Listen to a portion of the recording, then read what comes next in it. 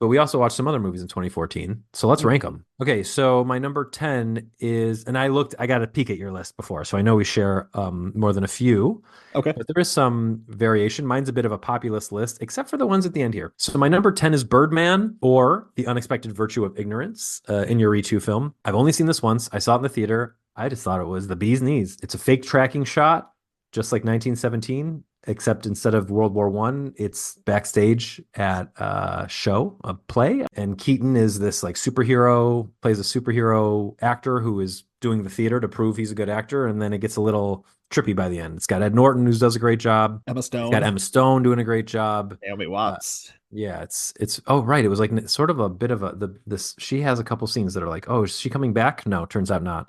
Nope. Hollywood just does not have any staying power with Naomi Watts. Nope. Sad. But this won Best Picture at the Oscars, so And that was director. big.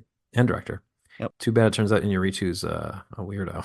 Yeah, Bardo was a really hard watch. And didn't he like get someone killed of COVID? That sounds sort of familiar now that you say that, but I'd have to verify. Allegedly or not at all? I Yeah. don't remember. My number 9 is one that's definitely not on your list because it never was in theaters, and it's technically part of a TV show, but it is a feature-length film, and it's Black Mirror's White Christmas. I've seen that one. Oh, good. So we My can wife talk. watches that show and she's like, "You would really like this episode." So I know what you're talking about. Yeah, that's cool. I'm really glad you've seen it. So Mhm. this is John Hamm, Rafe Spall, and Una Chaplin. Una Chaplin, who you probably would know, you being the audience would probably know from Game of Thrones. John Hamm, who you know because you're not living under a rock, and Rafe Spall, who's like a character actor who shows up in a ton of British stuff. And it's a sci-fi dystopian movie about a guy who gets trapped in a cyber prison for a million years. It has one of the most panic-inducing endings of anything I've ever seen. I really hate the ending, but in a way that I like. Black Mirror, I haven't watched the more recent season where everything is feature length. This was their first feature length episode, and I think it's their best. My number 8 is Captain America Winter Soldier. I just think it's like probably I'm almost certain it's in my top 5 Marvel movies back when Marvel was good. This was sort of like the we're gonna do this with Marvel. We're gonna do like twists and turns and interesting things, and freaking Robert Redford's gonna end his career doing this. What an interesting thing Being to have. awesome in it too. Like he's Yeah, great in he's it. great. And Samuel L. Jackson actually gets to like do something in these movies for a change. And Yep. this was, I think, the movie where people were like, okay, we'll do this thing with Chris Evans. Yeah. Sticking with sci-fi, my number 7 is Edge of Tomorrow, the Tom Cruise, Emily Blunt movie, time loop movie, action thriller, really fun. One of the last performances from the great Bill Paxton. That hurts. Yeah, it hurts. Directed by Doug Liman. I think it might have been the last good Doug Liman movie, although I haven't watched his new Roadhouse yet, which I hear is fun. Yeah. And it's got the Jilly in it. So gotta check that out. We love Jake That's right. Gyllenhaal on this podcast, which will come back in a minute. But first, Yep. my number 6 is What We Do in the Shadows. Back when Taika Waititi was good, he made this really funny movie, which then blossomed into an even funnier and better television program, which is what I named my cat after. It stars Taika himself and also Jermaine Clement, and also Rhys Darby in a very, very funny cameo as a werewolf. Number 5 is The Grand Budapest Hotel, considered by many to be Wes Anderson's best movie. I don't think so. I'm a Moonrise Kingdom guy, but clearly big fan of this too. This is the one where he he didn't win an Oscar. He won his Oscar finally for those short films that came out this year, but he was nominated for Oscars there, and I think that was sort of his last gasp. The Oscars seemed to not care about his descending into himself phase.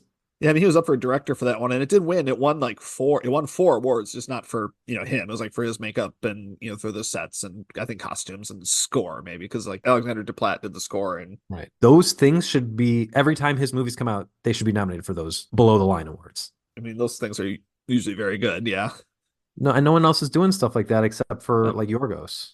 yeah. Number 4 is John Wick, the original. It started it all. This franchise has no misses. This first one, I made I have a TikTok of my dog watching the opening scene. That could be considered animal abuse, I think. Yeah. John Wick is awesome. Yeah. And it was the pinnacle of the Keanu sans. So we're all happy for that. Number 3 is the original Guardians of the Galaxy. Guardians of the Galaxy 3 to date is considered, I think, by a lot of people the last good MCU movie and potentially the last good MCU movie there will be. And that trilogy started with this. and it's great. And I don't have too much more to say about it because it's Guardians of the Galaxy. You've probably seen it. Number 2 is The Look of Silence. On the very first episode of this show, we talked about The Act of Killing. We have since talked about The Look of Silence, I think. Was this not the movie for our 2015 episode? Yeah, it was. Actually, I did pick them both for you. Yeah. Right. So this movie did the festival run in 2014, which is why I have it on my 2014 list. But if you want to hear us talk more about it, listen to our Act of Killing episode. We apologize in advance our Look of Silence episode. We apologize in advance for the sound quality. We have gotten better. We're still not perfect. It's a work in progress. But this is the Joshua Oppenheimer sequel to The Act of Killing, and it, I think, is the better movie of the two. And then my number 1 is Nightcrawler. Speaking of Jake Gyllenhaal, oh my God. We're going to talk about Ace in the Hole eventually when we get to the year that Ace in the Hole came out. This movie owes a lot to Ace in the Hole, but if you want to see Jake Gyllenhaal just completely unhinged, Riz Ahmed getting his, breaking out, and Rene Russo killing it in a really creepy, unsettling movie about the depths that people will go to get the scoop, check out Nightcrawler. Great list, and of the ones you listed, if they're not in my top 10, most of them were in my top 20 or are movies that I greatly enjoyed. So yeah, let me real quick. I'm not going to do honorable mentions from my 11 to 20, but I do want to give an honorable mention to a movie that just fell out of my top 20 because I just think people should see it. It's getting a bit of a push on Twitter right now, I've noticed, but it's called We Came Together, and it's a comedy with Paul Rudd and Amy Poehler. It's a spoof of rom-coms, and it is like nasty, dirty, and really funny. See, I remember seeing that when it came out and being really excited for it, and my memory of it is that it was crazy disappointing. So I'd be curious to go back and give it another try and see how I feel about it now. Do it. It's so funny.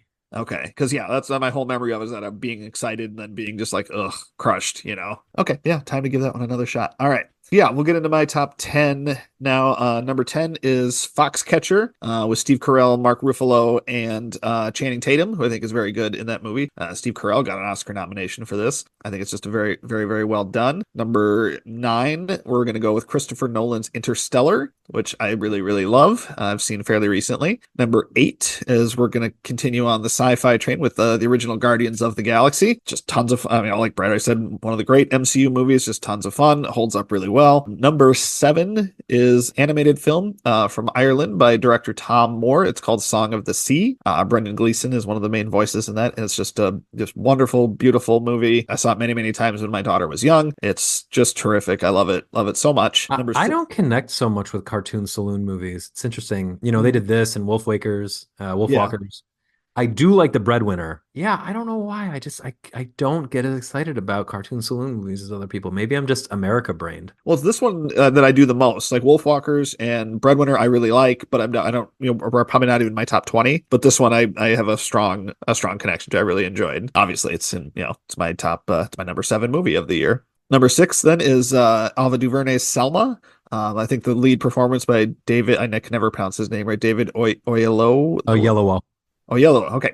I think his performance is excellent. I think the whole movie is very well done. Speaking of excellent performances, my number 5 is Nightcrawler. Again, Jake Gyllenhaal is just extraordinary in this. I still think it's his best performance, and I'm a big Jake Gyllenhaal fan. I think he's had a lot of great performances. I think this is his best one. And also, I love Rene Russo. I'm a kid who grew up watching, Major League and Get Shorty and Lethal Weapon 3. So it was great to see Rene Russo back in something substantial. My number 4 is a film we discussed at great length today. It is Leviathan. Number 3, another movie that was mentioned a little bit ago, is Birdman. Just love Keaton's performance in this. He's just really going for it. My number 2 is a film that gives me panic attacks as thinking about certain parts, is Whiplash. With, I think, one of the all-time great supporting performances from J.K. Simmons. I just think of him in his tight black t-shirt and Not My Tempo. I'm just, I just get it gives me anxiety just to think about. And then my number 1 film is Richard Linklater's Boyhood, which I just think is wonderful. Boyhood, filmed over 12 years, shows the growth of its star, whose name I don't know because he's... Eller Coltrane. What is it, Coltrane? Eller. It's like Eller Coltrane. Like Eller, yeah. Yeah, I thought he'd blow up more after that than he did. He's in some stuff, but not a lot. But Ethan Hawke, is his dad, Patricia Arquette's mom. They're both fantastic, and yeah, it's just a really moving experience.